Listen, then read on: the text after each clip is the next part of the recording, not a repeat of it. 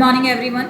आइए स्टार्ट करते हैं अपने लेक्चर के साथ। हमारा जो चैप्टर था चैप्टर नंबर 4, उसके अंदर हम कुछ बेसिक चीज़ों के साथ पढ़ चुके हैं कि पॉलिसीज़ है क्या, कब कब आई, प्री इंडिपेंडेंस इंडिया कैसी थी, पोस्ट इंडिपेंडेंस कैसी थी और करंट इरा हमारा कैसा चल रहा है, राइट। तो अब पॉलिसीज़ जो हम पढ़ चुके हैं तो पॉलिसीज़ बनाना भी सीख लेते हैं। पॉलिसीज़ बनती कैसे हैं, आपकी बुक के अंदर एक पैराग्राफ दिया हुआ है पॉलिसीज़ क्रिएशन का या फिर पॉलिसीज़ फॉर्मुलेशन का।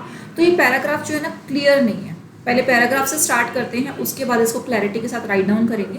तो देखिए क्या बोलता है, it has been seen as an government policies are drawn not in the closed chambers but in view of the development aspirations of the nation. क्या बोलता है, जब पॉलिसीज बनाई जाए तो एक बंद कमरे में नहीं बनाई जाएगी, बल्कि इसके अंदर डेवलपमेंट होगा किसका, नेशन का। तो सबसे बातचीत करके बनाई जाएगी। ठीक है जी, सबसे बातचीत करके बनाई जाएगी।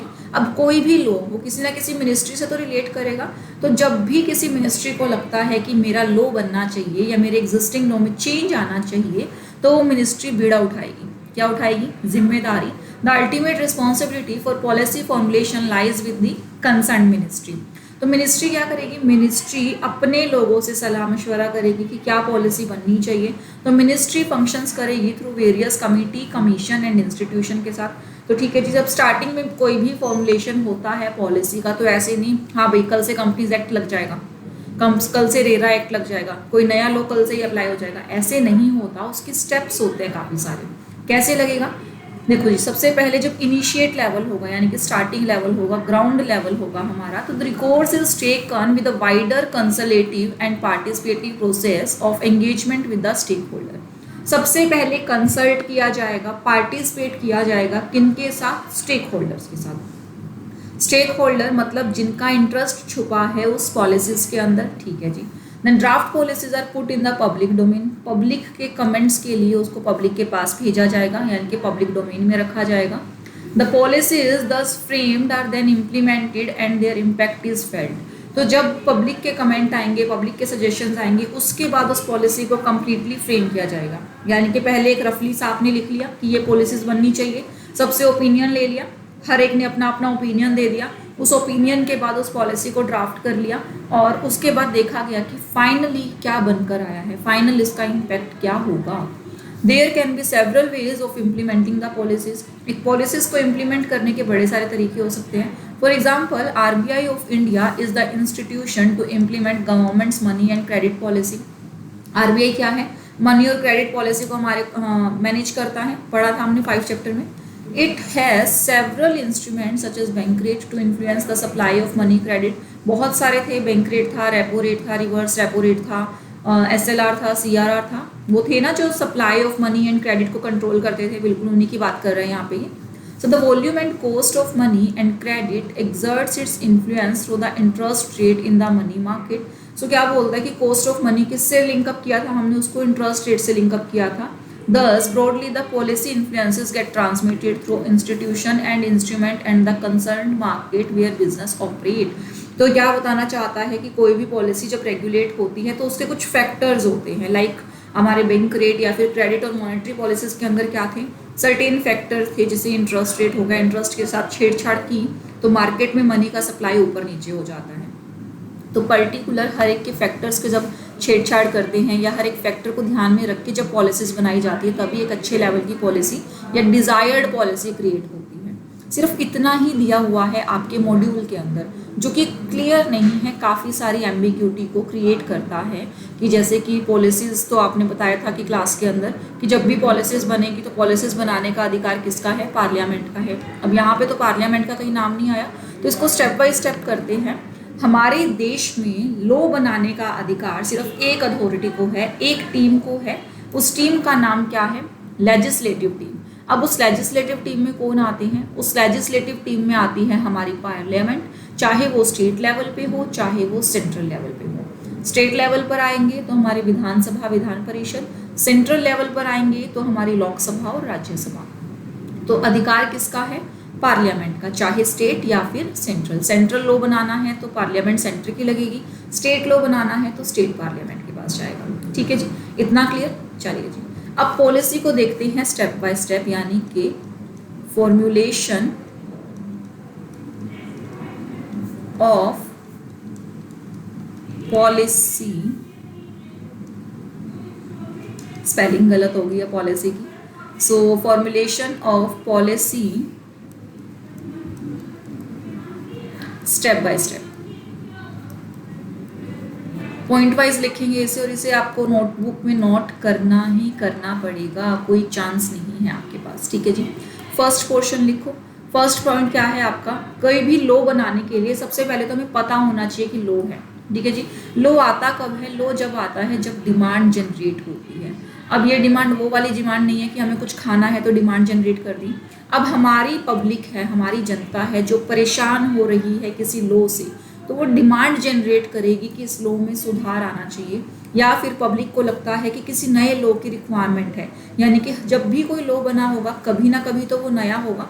लाइक आपका जो सोशल वेलफेयर के लिए लॉज बने थे, जैसे कि आपका बाल विवाह रोका गया, चाइल्ड मैरिज एक्ट, आपके हिंदू के जो कल्चर है उसको एक एक्ट बनाया गया, तो कभी ना कभी एक डिमांड थी। तो लो क्या था, लो कुछ नहीं है, लो डिमांड है। डिमांड किसकी, जनता की, पब्लिक फोर्सेस की। तो पब्लिक जब डिमांड करती है तो जिस एरिया की डिमांड होती है उस एरिया का मिनिस्टर उसे रिव्यू करता है। सो पहला पॉइंट आएगा identification of the need. Need कहाँ से जनरेट होगी, आपकी डिमांड से। तो first point what, identification of the need. Need किसकी, ऑफ लो। अब जो हमारा लो है ना वो टू पार्ट्स में हो सकता है। फर्स्ट क्या है हमारा, एग्जिस्टिंग लो अमेंडमेंट। अगर कोई ऑलरेडी लो है उसको अमेंड करवाने की ज़रूरत पड़ रही है तो एग्जिस्टिंग लो अमेंडमेंट, या फिर कंप्लीटली न्यू लो। तो जो नीड है वो किसी भी चीज़ की हो सकती है, या तो आप एग्जिस्टिंग लो को चेंज करना चाहते हो, उसमें कुछ अमेंडमेंट लाना चाहते हो, या फिर बिल्कुल ही नया लो बनाना चाहते हो। तो दो चीज़ें हो गई, या तो एग्जिस्टिंग लॉ में चेंज या फिर नया लॉ। इस दो के अलावा कोई काम नहीं होगा, ठीक है जी। दूसरा क्या है, आइडेंटिफिकेशन कर लिया कि हमें नए लॉ की ज़रूरत है। आफ्टर द आइडेंटिफिकेशन क्या करूँ, ड्राफ्ट करना स्टार्ट करूँ। उसके बाद क्या होगा, ड्राफ्ट द पॉलिसी। आइडेंटिफिकेशन हो गया, पॉलिसी ड्राफ्ट हो गई। अब इस पॉलिसी को आपको भेजना है टू वेरियस मिनिस्ट्रीज। एक पॉलिसी अलग अलग लेवल पर अलग अलग सेक्टर को अफेक्ट कर सकती है। Draft the policy and send it to various ministry for input. किसके लिए भेजो जी, इनपुट्स के लिए भेजो। इनपुट्स बोले तो उनसे उनके कमेंट्स मांगो, ठीक है जी। Draft the policy and send it to various ministry for the inputs, ठीक है जी। अब ये इनपुट्स आ जाएंगे। इनपुट्स आने के बाद, इनपुट्स मतलब उन्होंने रिकमेंडेशन दे दी कि क्या क्या चीज़ें थी। After receiving input,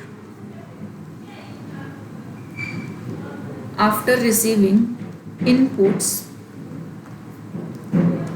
incorporate the same in policies। अब लोगों ने सजेशंस दिए हैं तो सजेशंस को रिव्यू करो और उसको पॉलिसी का पार्ट बनाओ, यानी कि पॉलिसी में उस रिव्यू को इनकॉर्पोरेट कर दीजिए। जैसे ही आपने पॉलिसीज़ में लॉ को इनकॉर्पोरेट कर दिया, उसके बाद नेक्स्ट स्टेप क्या होगा, नेक्स्ट स्टेप आपका होगा कि आपको ये पॉलिसीज़ भेजनी होंगी कहाँ, यानी कि एक ड्राफ्ट हमारा रेडी हो गया, हमारे अकॉर्डिंग हमारा ड्राफ्ट रेडी है, तो send that policy draft to the law minister. तो इसके लास्ट, उसके बाद क्या होगा, देन सेंड इट टू, किसको भेजना है, लॉ मिनिस्टर फॉर क्लियरेंस। यहाँ पर क्लियरेंस का मतलब है कि आपको उनसे परमिशन लेनी है। क्लियरेंस मतलब permission to make law.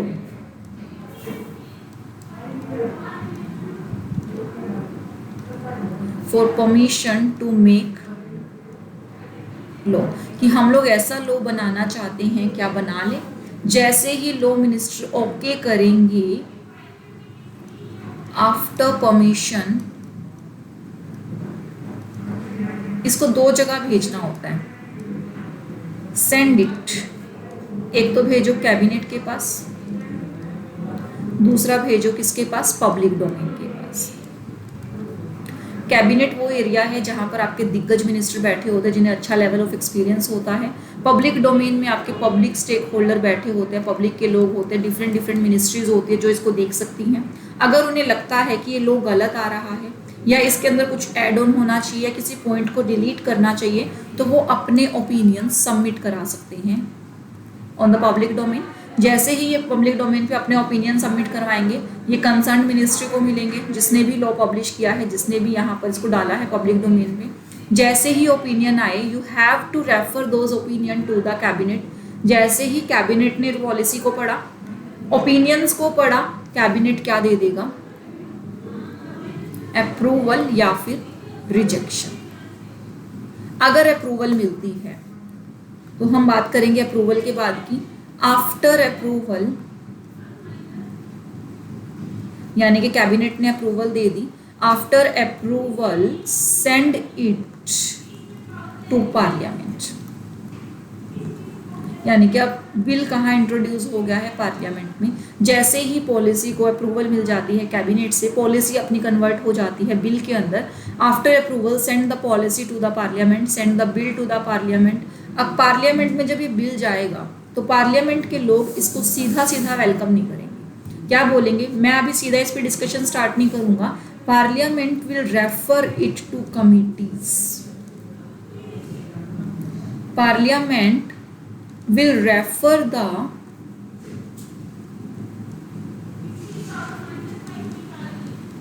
bill to the committees। इस कमेटी को बोला जाता है स्टैंडिंग कमेटी। ठीक है जी। अब ये स्टैंडिंग कमेटी का क्या काम है? ये इसको रिव्यू करेगी और अपनी एक रिपोर्ट बनाकर देगी किसको? पार्लियामेंट को। कमेटी की रिपोर्ट आते ही parliament will discuss on the bill and take decision whether to pass it और नॉट। ठीक है जी। अब 8th पॉइंट में क्या करना है? आफ्टर रिकमेंडेशन,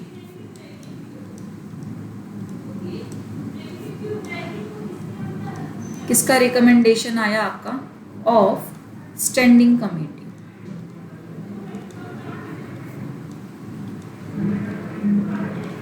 स्टैंडिंग कमेटी ने क्या दे दिया? रिकमेंडेशन दे दिया। पार्लियामेंट में पास इट, में पास इट इसलिए अगर उन्हें सही नहीं लगता तो वो रिजेक्ट भी कर सकती हैं। अगर पार्लियामेंट ने पास कर दिया, उसके बाद नेक्स्ट स्टेप क्या है?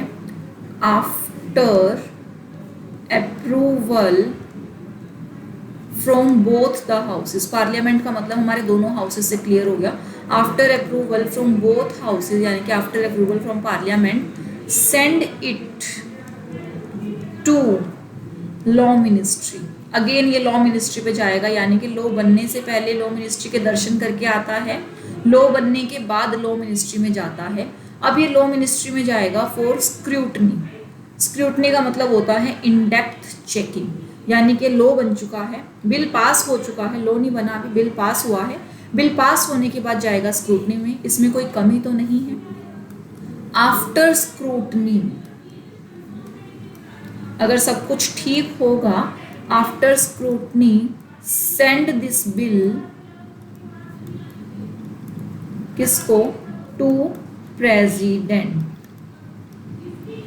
For sign, for signature.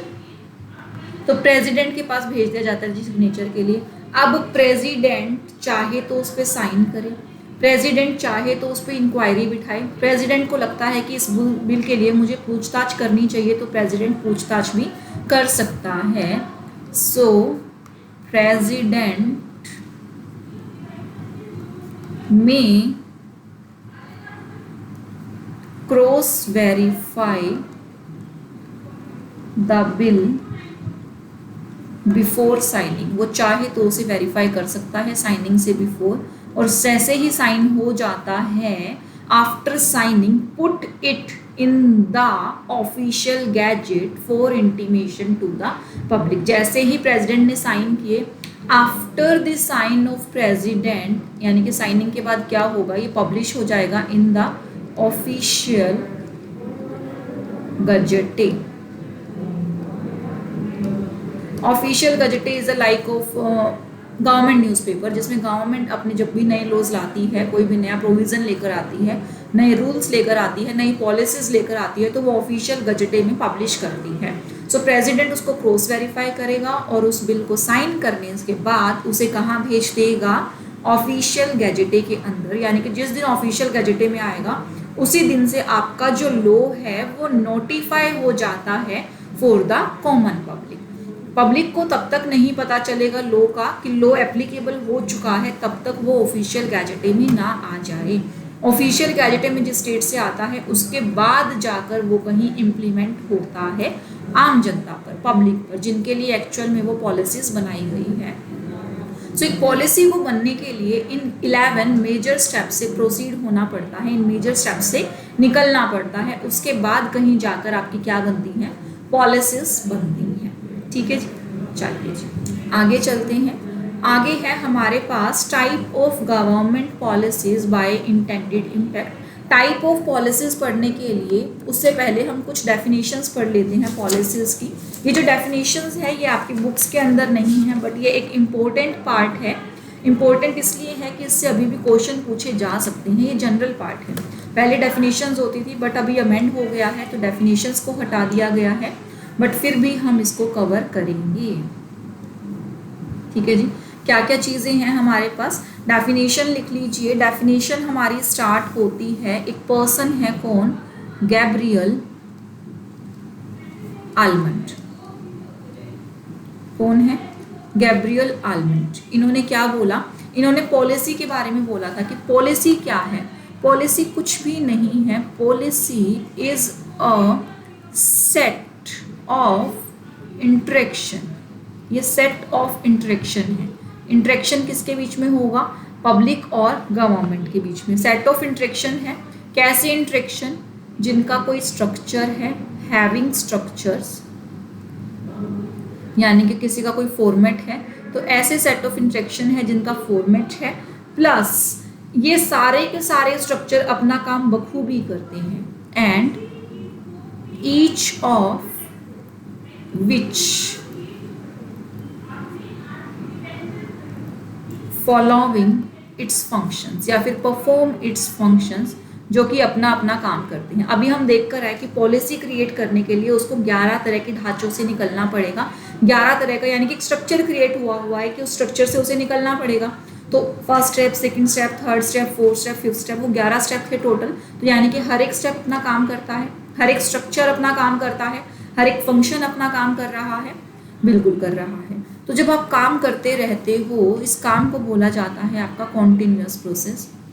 एक एग्जाम्पल से समझते हैं इसको, और ये प्रोसेस कैसी होती है? कॉन्टिन्यूअस। अब आपने जब लॉ पढ़ा था तो हमने बोला था सबसे पहले क्या होती है? डिमांड होती है। ठीक है जी, इस डिमांड को क्या किया जाता है? प्रोसेस किया जाता है टू क्रिएट व्हाट? लॉ। ठीक है जी, अब ये जो डिमांड है ये कौन करती है? ये आम जनता करती है। लाइक किसी बच्चे ने बोला कि मुझे समुद्र सुखाना है, उसने डिमांड किया। अब उस डिमांड को फुलफिल किया जा सकता है या नहीं, प्रोसेस करो, उसको देखो क्या वे आउट हो सकती हैं। तो गवर्नमेंट ने प्रोसेस किया, गवर्नमेंट कहती है कि ऐसी कोई पॉलिसी नहीं बन सकती जो गवर्नमेंट सुखाए। यानी कि आपने क्या रेज किया? आपने डिमांड रेज किया, आपने डाला इनपुट, उसको प्रोसेस किया गवर्नमेंट ने, उसके बाद निकाला आउटपुट, वेदर इट्स पॉसिबल और नॉट। या तो अप्रूवल होगा या रिजेक्शन होगा, या लॉ बनेगा या लॉ नहीं बनेगा। सो गैब्रियल आलमंड बोलता है कि पॉलिसी कुछ नहीं है, it's a process of input and output. Input and output कैसे? It's a set of interaction. Interaction होता है between the demand and the supply, यानी कि लॉ की डिमांड आई, लॉ की सप्लाई हो सकती है, लॉ क्रिएट हो सकता है या नहीं। इस स्ट्रक्चर का, इस इंटरेक्शन का एक स्ट्रक्चर होता है, कोई फॉर्मेट होता है, तरीका होता है, जरिया होता है। ठीक है जी, वो जो तरीका है या वो ऑर्गेनाइजेशन है, उसके सारे फैक्टर्स अपना अपना काम बखूबी निभाते हैं, कंप्लीट करते हैं अपना काम। और ये जब वो काम करते रहते हैं तो वो कॉन्टिन्यूअस बेसिस पे करते रहते हैं, क्योंकि डिमांड करने वाली कौन है? जनता। जनता की डिमांड कभी पूरी नहीं हो सकती। वैसे ही कोई भी लॉ जो एक बार क्रिएट हो गया, ऐसा नहीं कि उसमें कभी बदलाव नहीं हो सकता, उसके लिए प्रॉपर हमारा वर्किंग चलता रहता है। हम नज़र बनाकर रखते हैं इस लॉ पे कि क्या उसे चेंज करने की आवश्यकता है, क्या जिस पर्पज से लॉ बनाया गया था वो law as it is implemented है या नहीं, यानी कि कॉन्टिन्यूटी में हमारा काम चलता रहेगा। तो इतने सारे काम करने के बाद हमारी क्या बनती है, पब्लिक पॉलिसी। ठीक है, इसे हम लॉ पॉलिटिकल एक्शंस भी बोल सकते हैं, यानी कि पॉलिसी पॉलिटिकल रिलेशन से निकल कर आती है। It's a impact of political relationship. ठीक है, तो policy making is a process relating to the political action, political relationship, क्योंकि लॉ बनाने का काम तो हमारी पॉलिटिकल पार्टी ही करती है। क्लियर है जी इतना? बिल्कुल। ये जरूर याद रखना कि इनपुट आउटपुट वाली बात किसने बोली थी, हमारे गैब्रियल आल्मेंट ने बोली थी। ठीक है जी। उसके बाद एक फंक्शन और है इसका, गैब्रियल आल्मेंट का। क्या बोलते हैं गैब्रियल आल्मेंट के अलावा इसको बोला जाता है कि जो हमारा पॉलिसी है that is a black box model।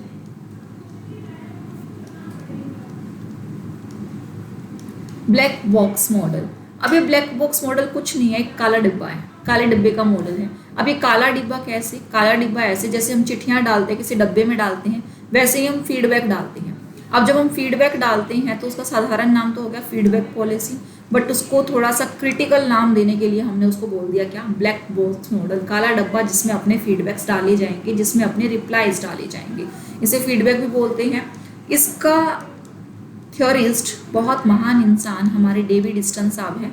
David Easton साहब ने क्या बोला कि एक ब्लैक बॉक्स मॉडल होता है। ब्लैक बॉक्स मॉडल क्या करता है आपका, ब्लैक बॉक्स मॉडल एक पॉलिटिकल पॉलिसी रिलेशनशिप बनाता है। It's a political policy relationship. ये हमने पढ़ा था कि कोई भी लॉ बनने से पहले इंट्रैक्शन से गुजरता है, यानी कि पॉलिटिकल और पॉलिसी का आपस में रिलेशनशिप होता है, और इसी रिलेशनशिप से निकल कर आता है फीडबैक, यानी कि डिमांड रेज की, डिमांड के बाद आपने लॉ बनाया तो you have worked on the feedbacks. लोगों ने आपसे क्या फीडबैक दिया, लोगों ने क्या बोला, इस लॉ के साथ क्या करना चाहिए, या फिर ऐसा कोई लॉ बनना चाहिए, एग्जिस्टिंग लॉ अच्छा नहीं है, वो फीडबैक देता है आपको, उस फीडबैक पे आप काम करते हैं, यानी कि अपने पॉलिटिकल एक्शंस लेते हैं, उसके बाद आप नया लॉ निकाल कर लाते हैं, तो वो लॉ क्या हुआ आपका, वो लॉ हुआ आपका ब्लैक बॉक्स मॉडल। क्लियर है जी?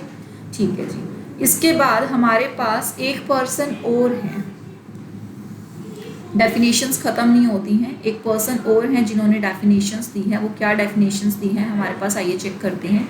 ये जो हमारी डेफिनेशन है ये हमें दी है किन्होंने, आरडाई ने। किन्होंने दी है, आरडाई ने। आरडाई जिसे करो या मरो। सो आरडाई बोलता है policy is nothing, policy is a decision of government. Policy क्या है, policy is a decision of government whether to do something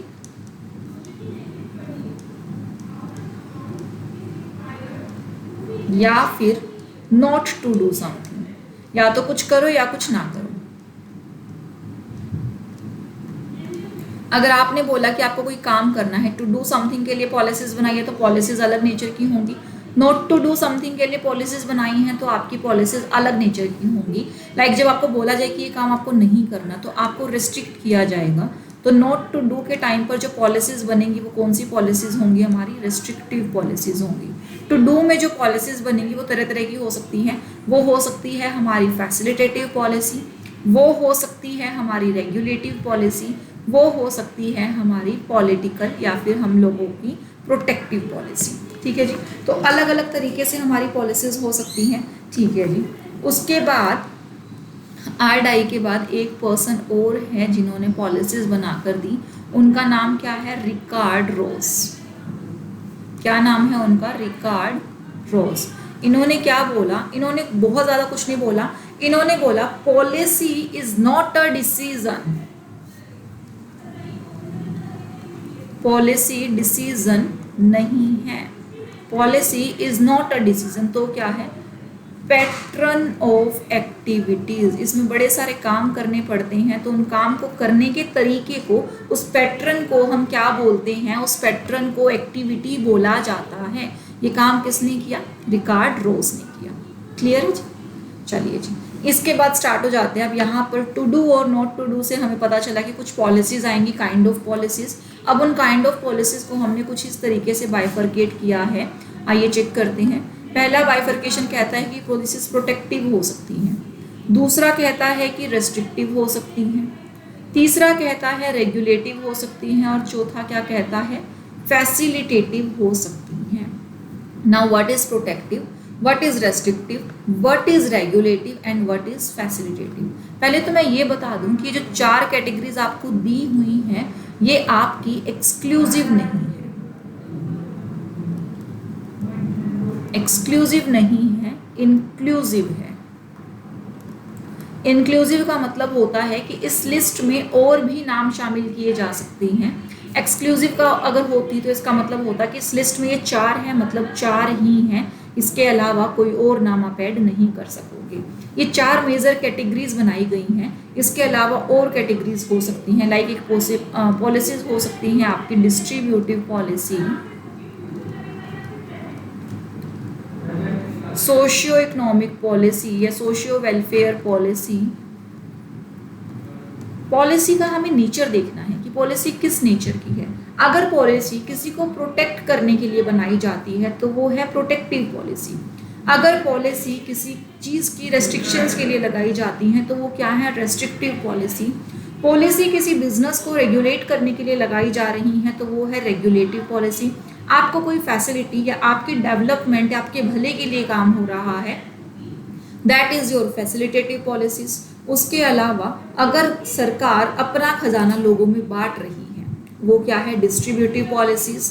अगर सरकार सोसाइटी के भले के लिए काम कर रही है, लाइक सोसाइटी से बुरी प्रथाओं का हट जाना, डोरी सिस्टम, सोसाइटी से सती प्रथा का हट जाना, बाल विवाह का हट जाना, तो ये सब चीज़ें क्या हैं, सोसाइटी के वेलफेयर की तरफ इशारा करती हैं। तो सोसाइटी के वेलफेयर की तरफ जो इशारा करते हैं वो क्या है, आपके सोशियो वेलफेयर पॉलिसीज। उसी तरह से आपकी बड़ी सारी पॉलिसीज हो सकती है, आपको सिर्फ उनका बेस नेचर चेक करना है।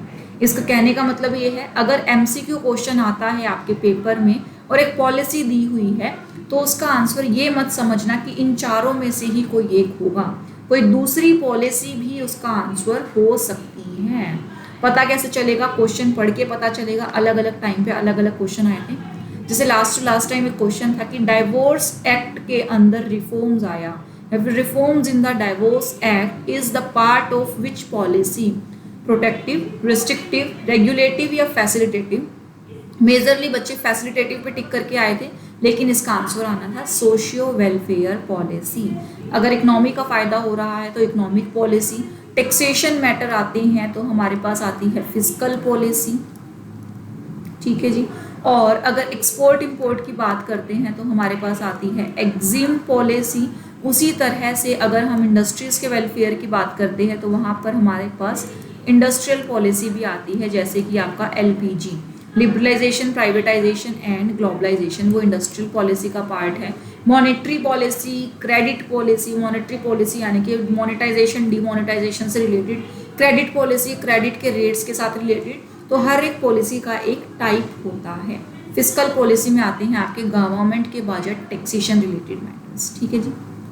चलो आगे करते हैं, प्रोटेक्टिव पॉलिसीज से स्टार्ट करते हैं। तो प्रोटेक्टिव पॉलिसीज एम, इसका उद्देश्य क्या होता है, to provide protection to the business so that these may sustain themselves and grow, ताकि हमारे बिजनेस ग्रो करें। लाइक अगर हमने बोल दिया कि मल्टीनेशनल कंपनीज हमारी कंट्री में नहीं आएगी, या रिस्ट्रिक्शन लगा दी कि कुछ सर्टेन फील्ड्स के अंदर इंटरनेशनल कंपनीज अपनी टांग नहीं अड़ाएगी, तो हम क्या कर रहे हैं, हम अपनी डोमेस्टिक कंपनीज को प्रोटेक्ट कर रहे हैं फ्रॉम वेरियस कंपटीशन, ताकि हमारी डोमेस्टिक पॉलिसीज क्या कर सके, ग्रो कर सके। सो इंडिया फर्म्स ग्रू इन प्रोटेक्टिव एनवायरनमेंट, तो उस पॉलिसी को क्या बोला गया, प्रोटेक्टिव पॉलिसी।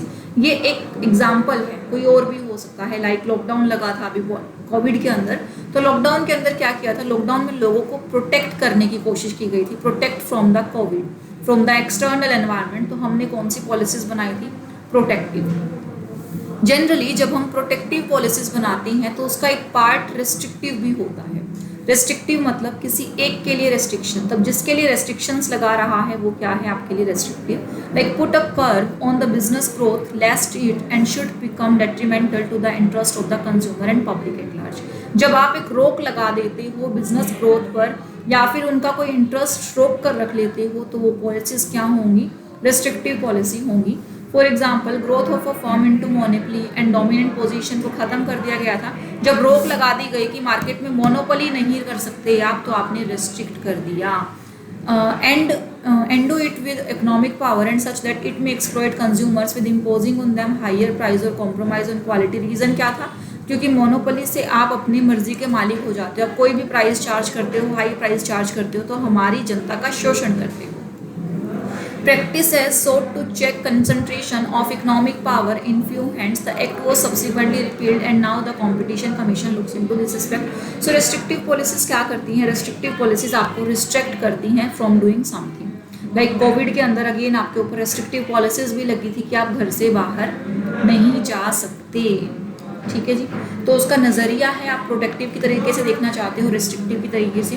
अब क्वेश्चन आता है कि हमें पॉलिसी दी हुई है और वो प्रोटेक्टिव भी है रेस्ट्रिक्टिव भी है, तो क्वेश्चन ध्यान से पढ़ना। क्वेश्चन के अंदर एक चीज़ को फोकस किया होगा तो उस चीज़ को देखना। अगर वो फोकस करता है प्रोटेक्शन की तरफ तो आप प्रोटेक्टिव पॉलिसी स्टिक करेंगे, अगर वो फोकस करता है रेस्ट्रिक्शन की तरफ तो आप रेस्ट्रिक्टिव पॉलिसीज को टिक करेंगे, ठीक है जी। उसके बाद नेक्स्ट आ जाओ। नेक्स्ट क्या है, रेगुलेटरी पॉलिसीज।